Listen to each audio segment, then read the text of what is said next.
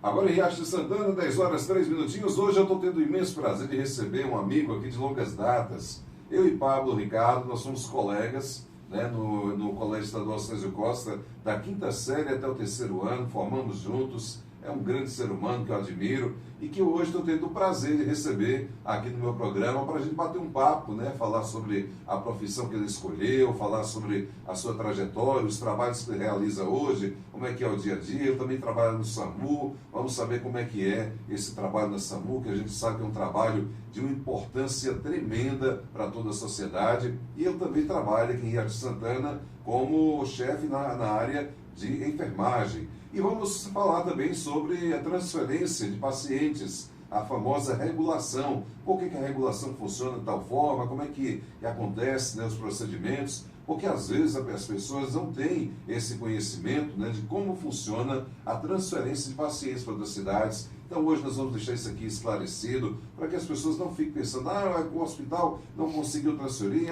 não teve empenho da equipe, isso e aquilo. Não depende, né, da equipe aqui de Riacho de Santana. Vamos saber tudo isso. Pablo vai nos explicar hoje aqui como funciona isso. Pablo, bom dia, meu querido, seja bem-vindo aqui ao nosso programa.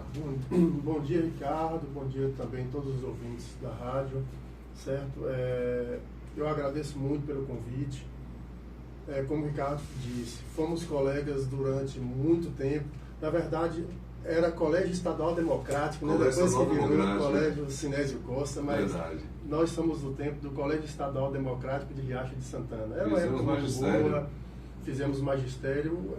Talvez uma época que essa juventude não viva hoje o que nós vivemos antigamente. Um tempo mais tranquilo, onde as coisas eram mais fáceis, tínhamos uma cabeça mais livre, sem tantos compromissos, certo? Mas é isso, é passado e bola para frente. Verdade, não tinha nem celular na época, gente, para você ter ideia, não existia celular. O máximo que existia, acho que no final já dos nossos estudos, era o Orkut, não era, Paulo? Acho que era o máximo que existia naquela época era o Orkut. Não tinha Facebook, não tinha nada disso, né? Eu nunca fui muito dessas interações. Das redes sociais. Não, nunca fui das redes sociais.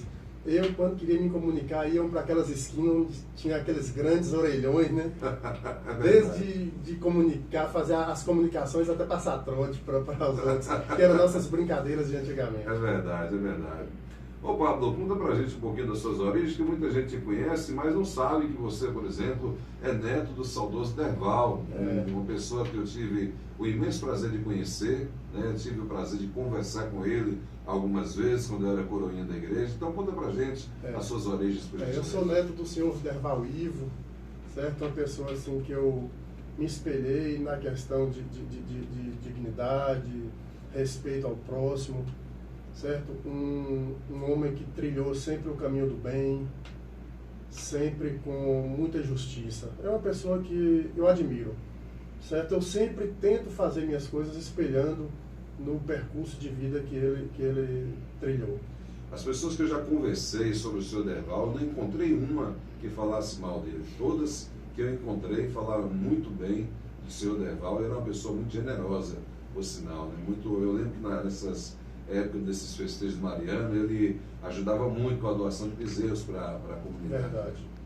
E o seu pai é filho de seu Derval, não é isso? Meu pai é filho de Derval e minha mãe, que já faleceu também, Dona Amélia, que foi professora muito tempo da rede pública, é filho de Almeida. Meu avô Almeida, lá do Juá, avó Almeida, avó Maria. Sim, uma pessoa maravilhosa também. E aqui em Riacho, eu sou neto de Dona Celeste, né? Que também já faleceu. Verdade. Ô Pablo, conta pra gente por que você escolheu a área de enfermagem. O que te chamou a atenção para você escolher a área de enfermagem? Na verdade, Ricardo, assim, eu sou uma pessoa muito ligada ao próximo. Tenho sempre aquela vontade de ajudar, certo? E antigamente, no nosso tempo, certo, a gente atrelava essa questão de ajudar o próximo muito à área da saúde.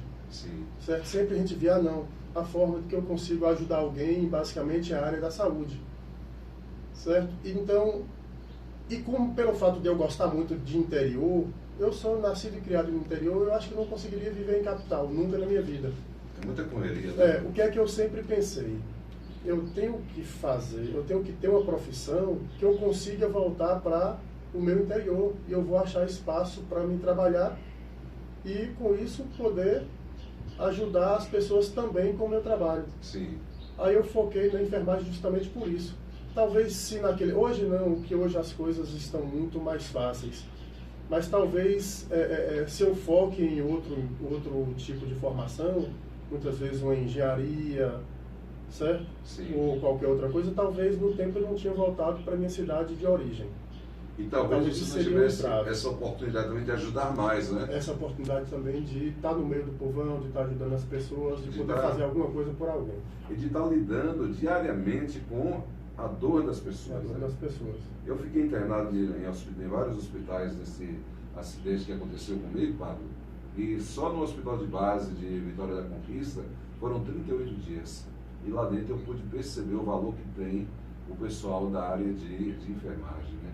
Tanto os técnicos quanto os enfermeiros que pegam realmente o pesado, porque o trabalho do médico é importante, e claro que a gente não tira o mérito de forma nenhuma, porque se não tivesse os médicos também seria até impossível conduzir um hospital. Mas assim, quem pega no pesado do dia a dia, quem está lidando diretamente com a dor do paciente, eles são os técnicos e os enfermeiros que estão à frente do trabalho, né? Então você lida todos os dias, diariamente, com essa dor, né? A enfermagem é uma área muito bonita por isso, certo? Que ela vivencia o sofrimento e também vivencia a glória do paciente. Ela está com o paciente desde a porta de entrada até o seu momento de alta. Sim. Certo? Então a rotina hospitalar, ela é vivenciada basicamente por técnicos e enfermeiros. É ele que está o dia a dia, é ele que está do seu lado. É o técnico que ouve suas queixas, é o enfermeiro que ouve suas queixas. Sim. Certo? É aquele que faz sua evolução diária, que vê suas necessidades, certo? Avalia suas demandas, suas possibilidades. É o técnico e enfermeiro que está ali com você o tempo todo. É verdade. Ô Pablo, conta pra gente um pouco da sua rotina. Você trabalha aqui e trabalha também em Bom Jesus da Lapa. Como é que você faz para conciliar esses dois trabalhos? Cara, eu sou um cara que assim, eu acho não, num mês de 30 dias eu tenho 2 dias de descanso. Ixi, certo? Então hoje eu estou ocupando um dos seus dias, hoje então. Hoje eu estou ocupando um dos meus dias. Eu trabalho de segunda a sexta, aqui no hospital, certo? Coordenando a enfermagem, e trabalho em Bom Jesus da Lapa, na unidade avançada, que a gente chama de USA, né, que é a UTI móvel, aos sábados e aos domingos, com plantões de 24 horas. Essa é a minha rotina de trabalho.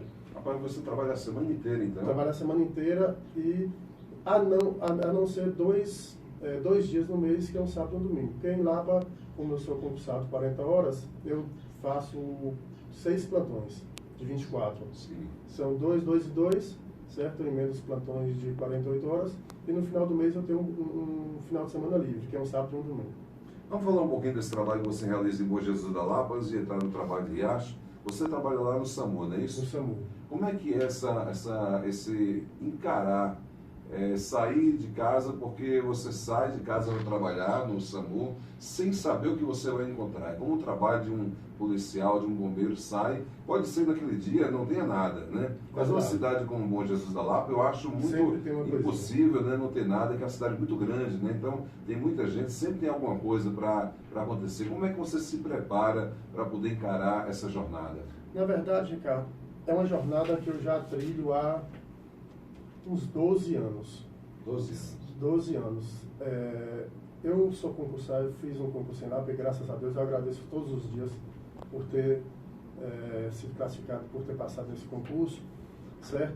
E aí eu entrei lá no SAMU, como emergencista, certo? É uma coisa assim, para o profissional da saúde ele ser emergencista, antigamente eu tinha uns colegas que falavam, não, a gente tem que ter sangue no olho. Sim. Certo? Mas junto com esse sangue no olho a gente tem que ter também muita sensibilidade. Verdade. A gente pega muitas situações assim que muitas vezes fogem até do nosso controle emocional. Mas é um trabalho muito bom, um trabalho muito bonito, muito gratificante. Por quê? Quando se diz SAMU, é o Serviço Móvel de Atendimento de Urgência. Então, assim, a gente é quem primeiro chega na cena do acidente. Então, nós somos uma equipe privilegiada, porque nós temos a chance de reverter uma situação grave, certo? Estabilizar um paciente e entregar esse paciente estável, certo? Para um serviço receptor. No caso lá da Lapa, a UPA. Em algumas situações que o paciente ele tem um perfil cirúrgico, a regulação pode estar nos encaminhando para o próprio hospital municipal lá, para o Carmela Dutra. Certo? Mas como é que funciona basicamente o SAMU? É um serviço também de regulação, certo? Onde uma equipe reguladora, ela fica dentro de uma central, que é como pelo fato da Lapa ser central de regulação, essa central é na nossa própria base, certo? Fica uma equipe médica ali, onde atende todas as ligações transcorridas em uma regional, que, se eu não me engano, na Lapa são 13 municípios. Então, 13 municípios, qualquer situação de urgência e emergência que ocorra nesses 13 municípios, certo? Com a ligação 92 vai cair em Bom Jesus da Lapa. Sim. A partir do momento que essa ligação chega na central, o médico ele vai começar a definir as prioridades, certo? Nós temos dentro da regional de Bom Jesus da Lapa uma lancha, faz o serviço ali aquático. Nós temos uma moto, que faz um serviço mais básico. Nós temos uma ambulância básica, tripulada, a moto é tripulada por um técnico, e a ambulância, que é a lancha, né, é tripulada por um técnico e um condutor, os dois aquaviários, certo? Aí a gente vem para a unidade básica, que a gente chama de uma USB, unidade de suporte básico. Ela é tripulada por um técnico e um condutor socorrista. Os dois são socorristas. E nós temos a unidade avançada, que é tripulada por um enfermeiro, um médico e um condutor, certo? A partir do momento que o médico, que a central recebe essa ligação, ela passa por um serviço de triagem, onde é avaliada a gravidade ou não do assunto, do caso. Certo? E o que é que acontece? Essa ligação, quem recebe é um técnico em regulação médica, é um que a gente chama de TARM, é um atendente. Sim. Certo? Ele faz uma ficha, por isso que o pessoal demora, mas o SAMU demorou de passar para o médico. É um protocolo que a gente tem que seguir. Não Até tem porque se sair sem saber o que vai encontrar, já fica difícil o atendimento. Sem saber o endereço, sem saber o que é que vai encontrar, a gente tem que ter uma pré-informação para saber o que é que a gente vai fazer. E o que é que acontece? A partir do momento que esse atendente, ele passa o telefone para o médico vai definir prioridades. Ele vai ouvir o solicitante, ou até mesmo o paciente, se ele tiver em condições de falar, né? Ele vai ouvir esse paciente ou o solicitante, e esse médico vai definir prioridades. Se for população ribeirinha, no caso da Lapa, ele pode estar liberando a lancha. Ou se for alguma intercorrência dentro do rio, libera a lancha, unidade básica. Certo? Se ele perceber que é uma intercorrência grave, ele vai liberar a lancha para dar esse suporte aquático e vai liberar a unidade avançada, que é a USA, que tem um médico e um enfermeiro e um condutor. Justamente para que esse paciente chegar na margem do rio, a gente dá um suporte já mais especializado, na unidade avançada. Agora, se for uma intercorrência dentro da rua ou na BR, se o médico regulador ele perceber que é um acidente grave ou uma intercorrência, o paciente sentiu mal, desmaiou, ele pode estar liberando a unidade básica, que é tripulada por um técnico de enfermagem e um condutor. Vai, recolhe esse paciente, certo? O médico regula, a equipe passa toda a orientação para a central de regulação e o médico vai definir a condução desse paciente para a UPA. Esse paciente ele vai ser medicado dentro da própria viatura do SAMU e vai ser entregue para a UPA prontinho. Quando facilita já para quem vai receber, não é? Facilita, a gente entrega o paciente pronto. Paciente com punção venosa, muitas vezes com a medicação já feita. Se for um paciente que só vai ficar em observação, ele vai ficar na UPA, lá ele vai ser triado novamente por outra equipe médica e lá vai decidir se ele vai ser liberado, se ele vai ficar em observação algum tempo ou se vai ter outro destino. Sim. Certo? Quando essa situação se torna uma situação mais grave, uma ligação com acidente grave, múltiplas vítimas, ou paciente crítico, aí o médico já libera uma unidade avançada, já tripulada por um médico, um enfermeiro e um condutor. Certo? Aí a gente, a partir do momento que a gente chega na cena, aí a gente já começa a prestar todos os atendimentos avançados. Mas o paciente está desacordado, certo? A gente faz a avaliação, a escala de coma de Glasgow, o paciente, a gente considerou que é um paciente que está, a gente chama no popular, um paciente rebaixado, o nível de consciência dele está bem abaixo, tipo, o nível de consciência dele está abaixo de 9 na escala Glasgow. Aí o médico decide ou não se um paciente que pode ser entubado. Um paciente que vai ser entubado, o paciente vai ser entubado no local, na rua ali, na cena do acidente, certo? Estabilizado, posto dentro da ambulância e conduzido para a UPA ou então para o hospital. Por que ou para a UPA ou para o hospital? A porta de entrada nossa, de urgência em Guancho da Lapa, é a UPA. Mas se o médico que sai na ambulância com a equipe entender que é um paciente grave e que tem a necessidade de uma intervenção cirúrgica, ele entra em contato com o médico da regulação.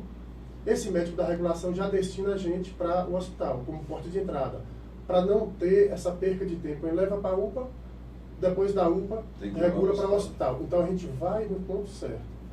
É um trabalho de equipe e que tem que estar bem alinhado, né? Um trabalho muito alinhado, tem que ser muito bem organizado e profissionais dedicados. E o que eu falei antes, com sangue no olho. Com sangue no olho. Você pegar, levar um paciente no meio da rua, na frente de todo mundo, certo? Não é para qualquer um. É verdade. E nessa parte que você falou, eu achei interessante que seu colega disse tem que ter sangue no olho, você acrescentou sensibilidade. E eu agora pergunto a você sobre o psicológico. Como é que você fica como é que consegue manter a calma diante de uma situação que é tão desesperadora muitas vezes, um acidente grave, com muitas pessoas feridas, que eu acredito que você, você falou 12 anos, me parece, 12 anos de SAMU, você deve ter muitas e muitas, centenas, acredito eu, de histórias complicadíssimas, vamos dizer assim, para contar. Como é que fica como é que agir de maneira calma? Você sempre foi muito calmo, mas como é que age? Como é que consegue controlar essa emoção diante de uma cena que realmente para quem, por exemplo, para mim que sou leigo, para outro é uma cena desesperadora e vocês têm que manter ali o psicológico alinhado para poder ver aquilo ali, resolver.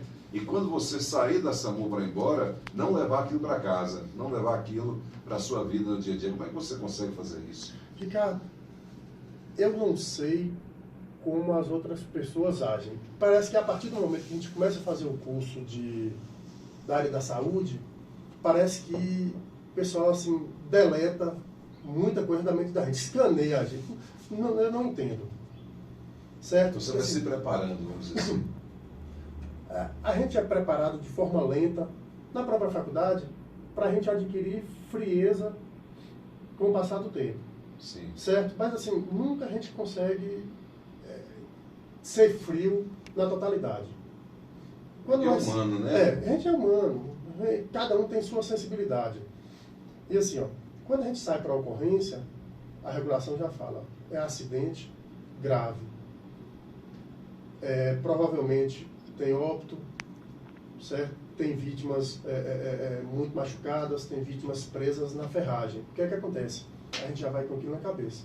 Eu vou chegar lá e vou ver a pior cena possível. Porque eu, particularmente, me preparo assim.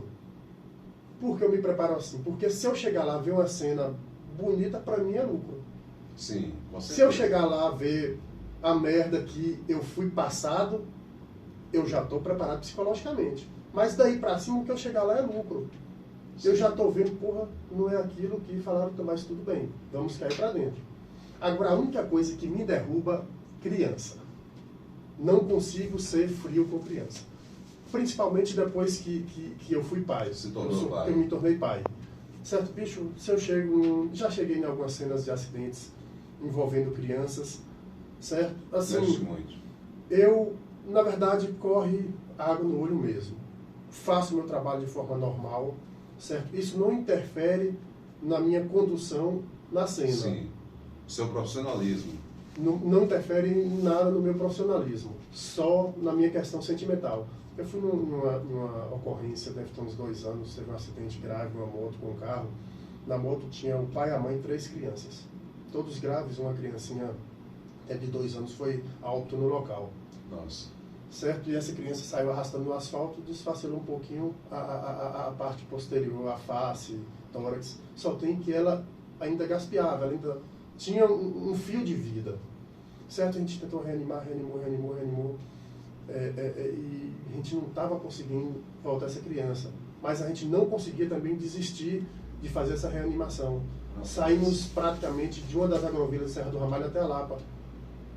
Certo? Fazendo essa reanimação, demos o suporte, aí foram liberadas 2 ambulâncias, demos o suporte para o resto do pessoal, certo? O pessoal, no momento, estava menos grave, certo? Foi 2 ambulâncias e uma terceira de Serra do Ramalho também, deu para dar o suporte a todo mundo. Os mais graves a gente colocou na USA, colocamos o tripulante da moto, a motolança dentro da USA, e para ficar mais gente, para ter um suporte com maior qualidade. Sim. Aí eu vinha fazendo RCP o tempo todo, essa criancinha fazendo RCP, aí teve um momento que a médica virou para mim, parece que você está chorando. A gente já estava dentro da ambulância vindo, eu falei, não, foi um cisco que caiu no olho, então corre um pouquinho de água, mas ele vai sair. Certo? Aí vimos até a UPA naquela agonia, e ela também, sabe, eu revezando, a gente revezando juntos, que o condutor, a ambulância estava em movimento, a gente estava voltando, sabe? É isso que me insensibiliza. Mas eu chego numa cena, um paciente adulto, parece que eu já imaginei, não, já viveu o tempo, já desfrutou da vida, mas você pega uma criança, está começando agora, rapaz, para mim, derruba. É o que mexe mais no psicológico. Demais. O que é que vem na cabeça? A imagem da minha menina. Certo? Que é quem eu amo demais. É verdade. Quem tem filho, uma hora dessa, né, não tem como não ser frio, né? Porque as pessoas às vezes falam assim, mas o médico, o enfermeiro, o técnico é frio. Mas se você não for frio e deixar a emoção tomar conta, você não consegue realizar o trabalho, né? É uma coisa que tem que ser daquela maneira, como você falou, a faculdade prepara você lentamente para ser frio, para agir, mas tem cenas como essa que você citou que é impossível a pessoa não sensibilizar, né?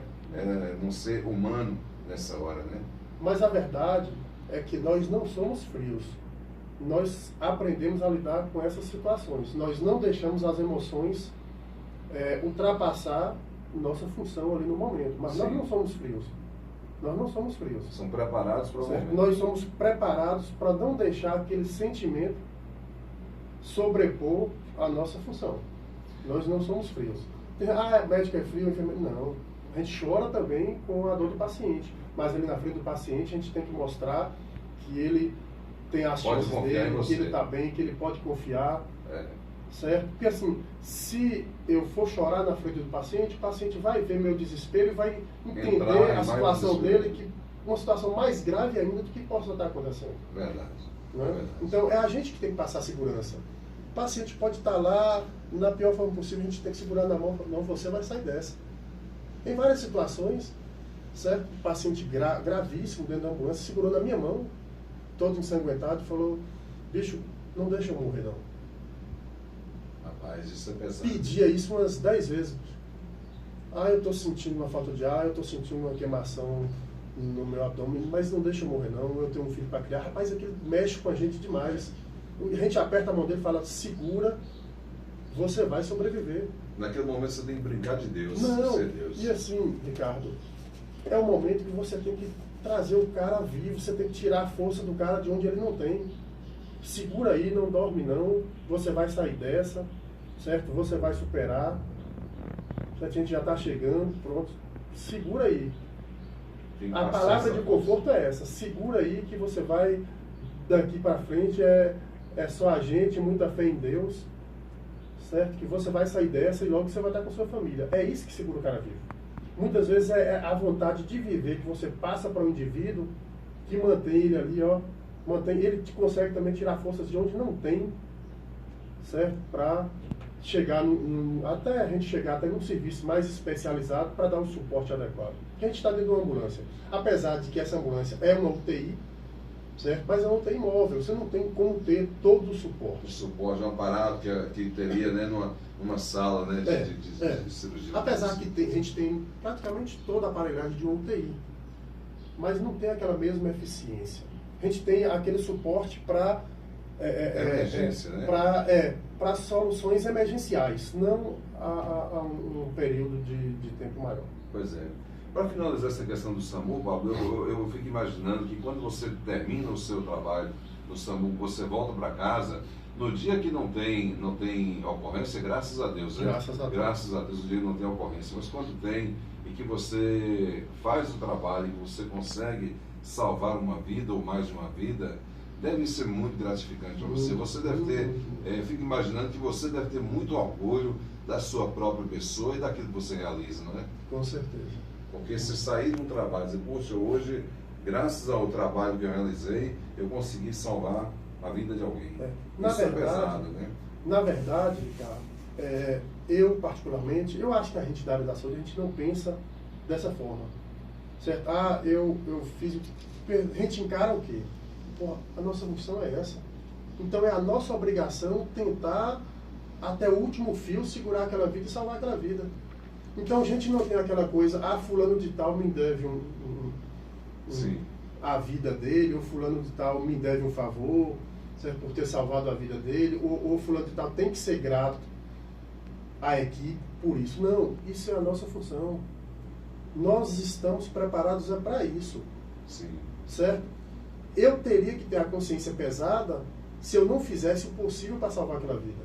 Não fizesse o meu melhor. Se eu não fizesse o meu melhor. Mas quando a gente entra nesse bar, a gente dá o melhor de si, cada um de nós. E quando eu falo cada um de nós, certo? Eu sei que a equipe de saúde ela é toda dessa forma. Muitas vezes, quem está de fora, quando perde algum ente querido, ele pode estar pensando, pô, mas o médico não fez o possível. O enfermeiro não fez o possível. O técnico não fez o possível. Todos nós fazemos o possível e muitas vezes o impossível. Para poder salvar. Para poder salvar. Que ninguém quer ver perder uma vida, principalmente em suas mãos. Você acha que como é que vai ficar a minha cabeça se eu aqui, eu estou com uma vida em minhas mãos e se eu não fizer o possível para salvá-la?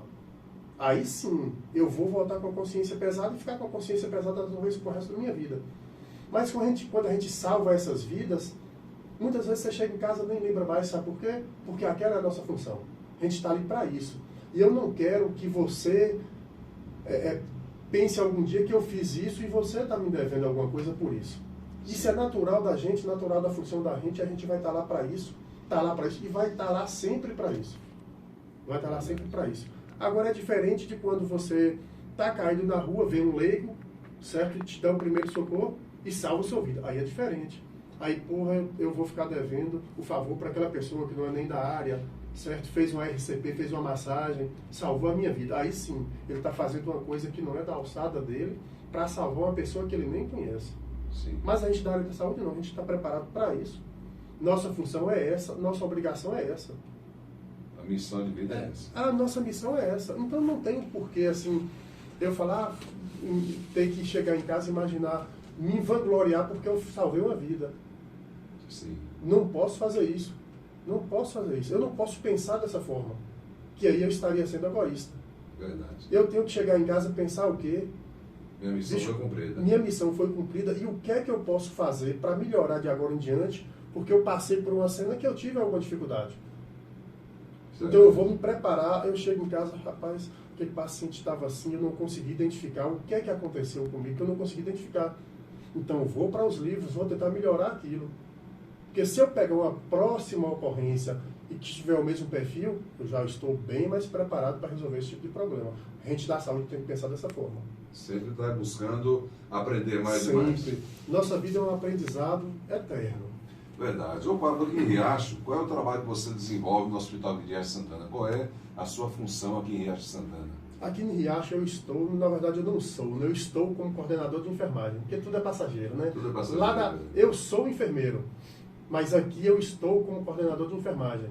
Certo. Lá na Lapa eu posso dizer que eu sou socorrista, porque eu sou concursado para isso, me mantenho para isso, sabe? Mas aqui eu estou como coordenador de enfermagem.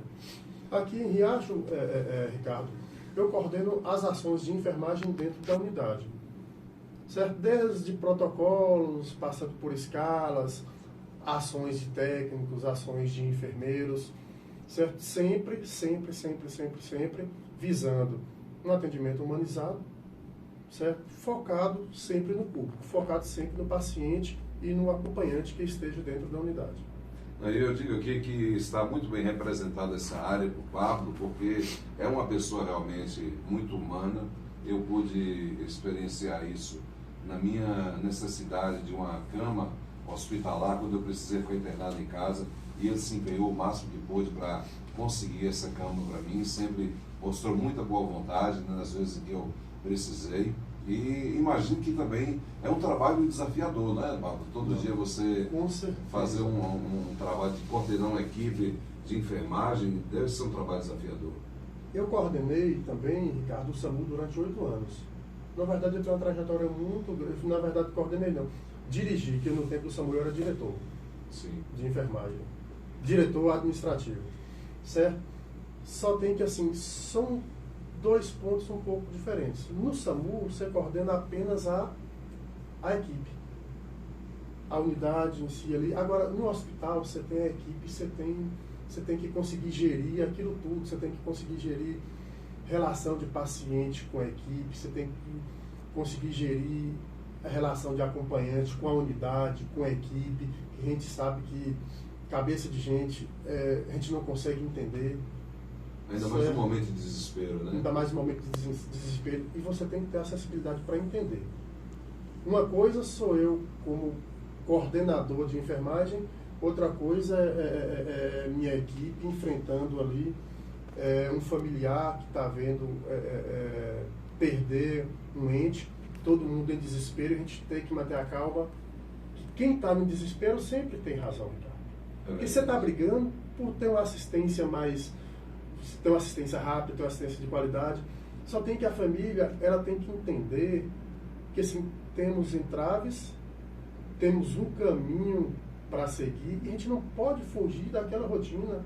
Que Isso é um protocolo, né? São os protocolos da unidade, eles não podem ser passados por cima. A gente entende o desespero. Eu sou uma das pessoas que mais entende o desespero, que depois eu chamo a equipe. Gente, a gente tem que entender o desespero. Uma família vendo um filho com um fio de vida, bicho, isso deve ser uma coisa horrível.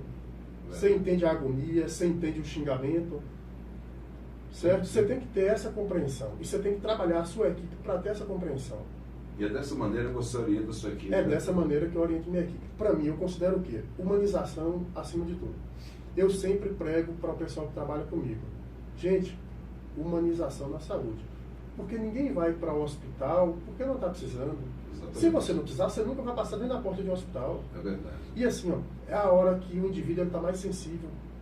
É a hora que ele está sentindo uma dor, certo? A hora que ele tem um tipo de deficiência.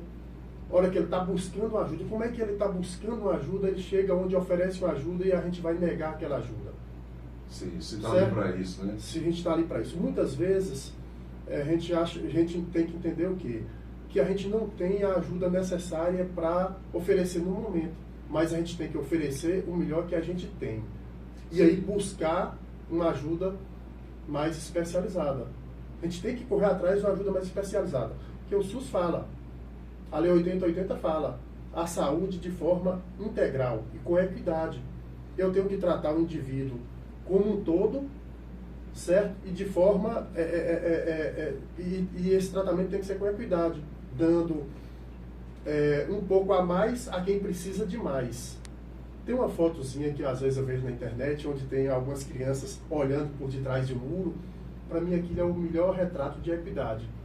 Tipo, cada um tem um banquinho de uma altura. A equidade, ele visa o quê? Ele visa nivelar a assistência, certo? Dando cada um o suporte necessário. Uns precisam de mais suporte, outros precisam de menos. Mas em cima tem que ser nivelado, tem que ter equidade. É isso que o SUS prega. E é isso que a gente tem que fazer. E sem contar, Pablo, que os técnicos de enfermagem e os enfermeiros são é o pilotão de frente de um hospital. É quem está ali, pilotando de frente, quem vai encontrar primeiro, antes do médico, o paciente, ele passa pelo técnico ou pelo enfermeiro e está ali de plantão para atender, né? É um pilotão de frente que tem que estar justamente com essa vontade de atender de maneira humanizada, de tratar bem o paciente, né? Vocês são pilotão de frente, que estão ali para lidar diretamente com o paciente, que o médico vai lá, faz o atendimento, mas quem está mais ligado ao paciente, como a gente já comentou aqui, é o técnico e o enfermeiro que está ali à frente desse trabalho, né? É um trabalho muito importante e eu percebi isso e passei a valorizar mais o trabalho do técnico e do enfermeiro, justamente porque eu passei por um hospital e sei que não é fácil. Às vezes o técnico ou o enfermeiro tem que fazer plantões em vários hospitais para poder equilibrar o financeiro em casa e não é fácil, né? Tem pessoas que passam por diversos hospitais durante a semana para poder conseguir manter a sua vida, conseguir manter suas contas em dias e estar ali procurando dar o seu melhor. Paulo, vamos falar um pouquinho sobre a questão da regulação, que as pessoas têm dúvidas. E é como você disse, às vezes no desespero, como a gente estava falando aqui, A pessoa fica desesperada, mas aconteceu um acidente, não transferiu ainda, por que o hospital está demorando? Então as pessoas às vezes acham que a culpa é do hospital pela demora na transferência da regulação, e sendo que essa regulação ela é a nível estadual, ela funciona a nível estadual, não depende de você, não é mais como antigamente. E como é que era antigamente? O paciente aconteceu um acidente, vocês faziam como? Ó, Ricardo, antigamente, antes da criação da criação do sistema de regulação, teve um tempo que era CISREG, agora é SUREM. Antes desses sistemas de regulação, o que é que acontecia? Tinha um acidente aqui, certo? Paciente grave. Esse paciente saía de porta em porta nos hospitais procurando um leito vago. Sim. Muitas vezes perdia-se o paciente a caminho, perdia-se o paciente na estrada. Por quê? Ia um paciente sem nenhum suporte, sem nenhuma estrutura, normalmente ia em uma ambulância básica, certo? E hoje não. Hoje, com esse sistema de regulação de leitos, o que é que acontece? São criados, tem um sistema estadual, certo? Onde ele cria uma central de leitos vagos e dentro desses leitos nós temos as opções de lançar os pacientes, certo? Tem-se a central, onde essa central ela é dirigida, ela é tripulada por uma equipe médica, e essa equipe médica ela vai começar a captar as informações de onde tem leito vago, certo? Para onde tem disponibilidade de leito. Um exemplo, eu chego com um paciente grave no hospital de Riacho. A equipe médica faz uma triagem desse paciente, certo? Faz o exame clínico desse paciente, faz alguns exames complementares, certo? E chega-se a um diagnóstico. A partir desse momento, vai se definir se esse paciente vai ser lançado na regulação ou não, a depender da gravidade desse paciente. Entende-se que esse paciente vai para a regulação, para essa central de regulação de leitos. Certo? O médico joga esse paciente nessa central de leitos. Ou seja, coloca essas informações na internet. Coloca todas essas informações dentro de um sistema. E esse sistema vai ser avaliado por uma central de regulação. Outros médicos que vão estar nessa central vai avaliar o nível de gravidade desse paciente conforme aquelas informações que foram postas no sistema. Sim. Certo? A partir do momento que esse paciente é triado por essa central de regulação vai ver dentro do estado onde tem os leitos pactuados, seja ele leito SUS ou então hospitais conveniados com o SUS, para ver onde é que tem vaga que se adeque à situação daquele paciente. Um exemplo, se o paciente saiu daqui, paciente de trauma, entrou na regulação, certo? Aí o sistema entendeu que é um paciente realmente urgente e que ele precisa de uma vaga. Aí ele vai ver se tem essa vaga em Guanambi, se tem essa vaga em Caetité, se tem essa vaga em Vitória da Conquista, ou se tem essa vaga em Salvador. Tem que estar, isso é uma regulação estadual, tem que estar dentro do estado.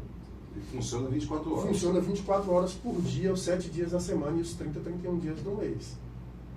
Certo? De forma democrática. Não importa se você é rico, se você é pobre, você entrou no sistema de regulação, certo? Sua vaga vai ter ali sempre a tentativa de captação. Sim. E esse sistema e o hospital, ele atualiza essa vaga de 24 em 24 horas. Ou então, a depender da evolução do paciente. Se o paciente piorou, a gente já muda o quadro do paciente na regulação. Se o paciente teve uma melhora, a gente já muda o quadro do paciente na regulação. Isso tudo para otimizar a busca dessa vaga. A partir do momento que essa vaga foi identificada, o paciente de Riacho, a vaga foi identificada no Hospital Regional do Guanambi. Essa vaga vai ser segura lá, vão segurar essa vaga lá para esse paciente, até ele ser encaminhado. Um paciente que necessita de uma UTI móvel, paciente grave, o que é que a gente vai fazer? A gente tem a opção de levar por conta própria, que o hospital tem uma UTI que serve para esse tipo de situação. A gente tem a gente tem a opção de comunicar o Serviço de Atendimento Móvel de Urgência, o SAMU, que também é função do SAMU dentro da regional fazer esse tipo de transferência. Sim, acho que foi o caso, foi esse também. Foi transferido via SAMU. E a gente tem a opção de solicitar a ambulância do Estado. O Estado também tem um serviço de ambulância, certo? Que faz esse tipo de procedimento. Vem aqui, pega o paciente e leva para o hospital de destino. Funciona basicamente dessa forma. É uma coisa que não tem interferência externa. É um sistema que não tem interferência externa. Tem gente que acha, eu vou pedir, me dê o nome da regulação, vou pedir fulano de tal. Não acredito. Não acredito em interferência interna dentro do SUREM, dentro do sistema de regulação. Não acredito. Eu acredito naquela coisa, a gente faz um bom trabalho, a gente lança o paciente nesse sistema de regulação. A partir do momento que essa vaga é captada, a gente faz o trâmite de transferência do paciente. Então, para deixar claro aqui para quem está nos ouvindo, essa situação da transferência do paciente, essa questão da regulação, não depende dos trabalhadores, das pessoas que estão à frente do trabalho da saúde aqui de Riacho Santana. O trabalho de vocês é lançar no sistema todas as informações do paciente, referente à situação do paciente, para que essa vaga seja encontrada. A função dessa central de regulação é isso. Fica lá uma equipe, igual nós estamos aqui, certo? E aí essa equipe, a função dela é o quê? É começar a captar essas vagas. Ver a demanda e a oferta de vagas dentro do Estado. Por exemplo, o Hospital de Vitória da Conquista abriu 2 leitos, 2 pacientes receberam alta, então o próprio hospital já disponibiliza 2 leitos. Verdade, com a quantidade de médicos que tem ali, são destinados o assunto relacionado àquele paciente. A partir do momento que ela disponibilizou 2 leitos, se tiver alguém na fila, certo? Se for o nível de especialização que aquele paciente está aguardando, já vai ser direcionado para lá. Então a regulação é boa. Ótimo. É o melhor sistema que a gente tem de transferência de paciente através da regulação. Porque você não sai com o paciente batendo de porta em porta, correndo o risco de perder o paciente na estrada. Você só vai no seguro. A partir do momento que a regulação segurou sua vaga, certo? Ela disponibiliza a vaga por determinado período de tempo, você vai levar o paciente e vai receber direitinho, certo? E a vantagem da regulação, Ricardo, é que o paciente só é captado para o hospital que tem resolutividade para aquele problema. Eu tenho um paciente grande queimado, certo? Eu estou com um paciente aqui que o botijão explodiu em casa, queimou tanto por cento do corpo. Qual é a minha referência de vaga em grande queimado aqui dentro do Estado? HGE. Então eu não vou poder levar esse paciente para o regional de Guanambi. Não vai resolver. Certo? Possa ser que resolva em parte, mas a função da regulação é essa, achar a vaga certa para o paciente certo. Então já vou levar o paciente para onde ele vai ter resolutividade. Então acabou aquela caminhação de um lado para o outro paciente. Vou levar para o HGE. Lá ele vai resolver o problema do paciente. Interessante, viu? Muito bacana. Muito, muito interessante. E aí a gente trazer resolutivo. Eu quis trazer justamente esse tema para explicar para as pessoas como funciona.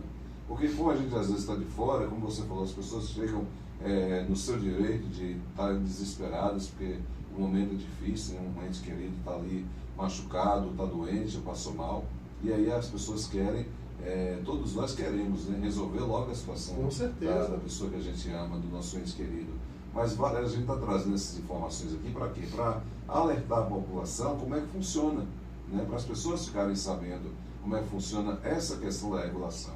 Que vocês fazem o melhor de vocês, colocando as informações no computador, colocando no sistema, que é um sistema interligado, gente, via internet, e aí assim que a vaga surgir, o hospital já tem aí várias ambulâncias, Paulo? Não sei se você tem assim o número de ambulâncias que o hospital tem, já disponível ali com o motorista pronto, preparado já para sair, para fazer aquele procedimento. E quando não tem preparado essa ambulância, a gente providencia. E esse transporte é feito. Agora tem uma coisinha, Ricardo, com essa questão de regulação de leitos, que na verdade é uma carta na manga que todo hospital tem, que é o chamado vaga zero. É o conceito de vaga zero. Parece que até no seu caso, a unidade entrou com esse conceito de vaga zero. O que é o conceito de vaga zero? O conceito de vaga zero, Ricardo, é quando chega um paciente gravíssimo em um hospital que ele não tem um suporte adequado para reverter aquele quadro de forma imediata. o hospital vai fazer o quê? Estabilizar aquele paciente, certo? Vai manter aquele paciente vivo, preparar uma UTI, botar aquele paciente e levar na primeira porta de entrada resolutiva que tem. Aí ele entra no conceito de vaga zero. Quando eu falo vaga zero, quer dizer o quê? O hospital não tem a vaga, mas é um caso grave, o hospital vai ter que receber. Isso o SUS preconiza, está dentro da lei do SUS, certo? É o conceito de vaga zero. Tipo, parece que, eu no dia do seu acidente, eu estava de plantão em Moço da Lapa, mas eu me lembro, parece que foi dessa forma. Você chegou na unidade, certo? Então não tinha tempo de colocar você na regulação para esperar uma vaga. Estou citando um exemplo. Sim, entendi. Certo? Aí o que é que se faz? Entende-se que você é um paciente gravíssimo, a gente vai montar uma UTI aqui, colocar Ricardo e vamos levar para um hospital mais especializado, que possa reverter esse quadro. Sim. Foi o que foi feito. Imediatamente, logo após você ter dado entrada dentro da unidade do Amália Coutinho, você foi imediatamente transferido para a Regional do Guanambi. Sim.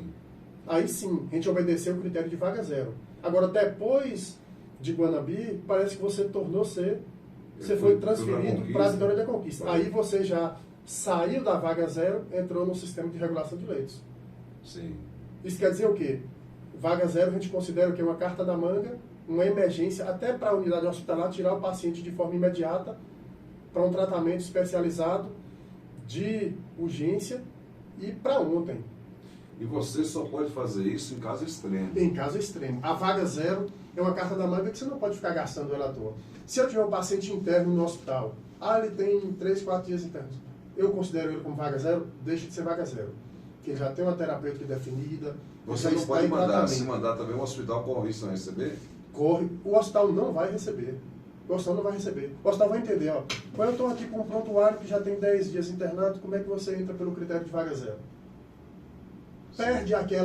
Perde aquela urgência. Sim. Perde aquela urgência.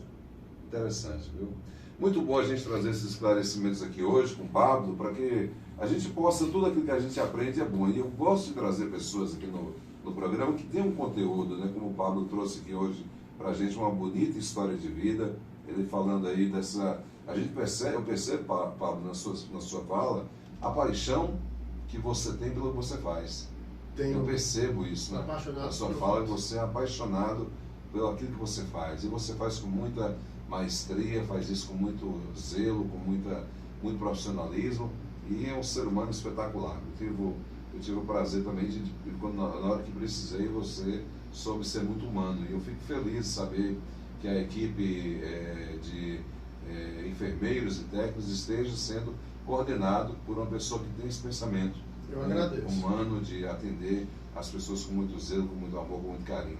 Agora eu queria que você deixasse uma mensagem aqui para os nossos jovens que estão nos ouvindo e que sonham também em trabalhar na área de saúde ou que até o momento não decidiram o que é que vão fazer, né, da sua vida profissional. Que mensagem você deixaria para os nossos jovens hoje com a sua experiência de vida que você tem? Ô Ricardo, na verdade, para quem pensa, para quem tem vontade em fazer saúde, eu só faço, na verdade, não é nenhuma mensagem, uma observação. Não faça por dinheiro. Não faça por dinheiro. Faça por amor. O dinheiro é bom, não, é ótimo. A gente vive num mundo capitalista. A gente precisa do dinheiro para pagar nossas contas, para sustentar a nossa família, certo? Mas a área de saúde é uma coisa que você não pode fazer por dinheiro. Porque tem muita questão sentimental. Sim. Quando você deixa a questão sentimental, quando você deixa a questão financeira ultrapassar a sua forma de trabalhar, ultrapassar a sua ética, seus princípios éticos, você não consegue desenvolver um bom trabalho. Imagine, se eu trabalho por dinheiro, eu vou lá, faço o meu trabalho, volto para casa, acabou. Para mim, só no outro dia, ou só daqui 4 dias, quando eu for voltar para o meu próximo plantão. Sim. Certo? Quando eu trabalho por prazer, certo? Eu consigo ficar lá de casa no meu telefone resolvendo os problemas. Fora do meu horário de trabalho, fora do meu expediente, num dia de feriado, num sábado, num domingo, independente do horário. Sem contar que sua atuação dentro do trabalho é outra, né? Que você com faz certeza. Por amor, né? Quando eu saio de casa, eu não saio para trabalhar. Eu não saio para trabalhar, eu vou para o meu local de trabalho, mas eu não entendo que lá é o meu trabalho. Eu entendo que lá é uma parte da minha vida, certo? Onde eu vou desenvolver o melhor possível para tentar melhorar a vida dos outros. Na questão de saúde, na questão de humanização, na questão de bom atendimento. Muito bacana, show de bola. Uma observação muito interessante que eu espero que aqueles que estão nos ouvindo possam tirar isso aí como uma lição de vida. Pablo, eu quero agradecer a você por ter vindo aqui hoje, por ter tirado um pouquinho do seu tempo aí na sua folga para vir nos atender. Foi assim, uma entrevista enriquecedora por demais. Eu fiquei muito feliz, né, em estar batendo um papo com você. Tenho certeza que quem ouviu também gostou por demais, e essa mensagem ela não vai ficar só aqui para quem ouviu, ela vai ser repassada. E parabéns pelo trabalho que você vem desenvolvendo, por esse amor que você tem a essa profissão, pelo o fato de você ter escolhido algo que ajuda tanta gente, né? Fazer algo que ajuda tanta gente. Muito obrigado por ter vindo aqui hoje. Eu que agradeço, certo? E eu espero, assim, ter suporte, ter forças para continuar nessa batalha, certo? Que a gente entende, nosso município é um município pobre, certo? Não é um município de tantas opções, certo? E o que a gente puder fazer pela nossa população, certo? Tudo bem que a gente precisa muito do apoio da gestão, e a gestão está nos apoiando por demais, e a gente tem que continuar sempre buscando o melhor, Ricardo, sempre buscando o melhor. Porque a gente sabe que a população mais carente é quem mais precisa. É verdade. E o SUS é lindo no papel, mas depende de muito esforço próprio, certo? Para a gente conseguir contemplar isso aí, para chegar num denominador que satisfaça a necessidade de quem precisa. É verdade, é verdade. Então, mais uma vez, muito obrigado, meu Pablo. Um bom dia para você. Espero que a gente possa bater um papo outras vezes aqui no programa. Certinho. Maravilha, minha gente. Agora são 10h55. O nosso papo de hoje foi com o meu amigo Pablo Ricardo, que trouxe para a gente informações importantíssimas aqui hoje na programação. Continue com a gente. Nós vamos juntos até o meio-dia.